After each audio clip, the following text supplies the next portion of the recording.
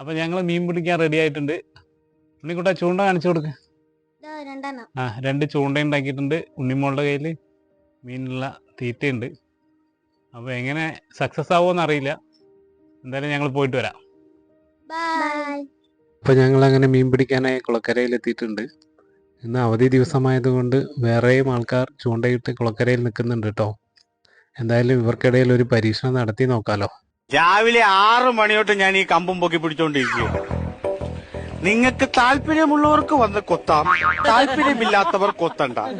ഞാൻ ആരുടെയും വീട്ടിൽ വന്ന് അയ്യോ കൊത്തണേ എന്ന് ഞാൻ പറയില്ല.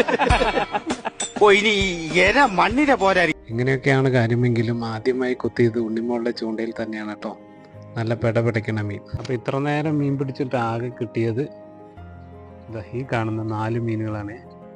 2 ഉണ്ണിക്കുട്ടൻ പിടിച്ചു, 2 ഉണ്ണിമോളും പിടിച്ചു. മീൻ പിടിക്കുക എന്നത് വളരെ ക്ഷമ വേണ്ട ഒരു കാര്യമായതുകൊണ്ട് ഇനിയിപ്പോൾ നേരെ ഇരുട്ടാവാറായി. അപ്പം ഞങ്ങൾ പോട്ടെ. ഇനിയിപ്പോൾ അടുത്ത ദിവസം ഒരു ഗ്യാപ്പ് കിട്ടുമ്പോൾ ഞങ്ങൾ വരാം.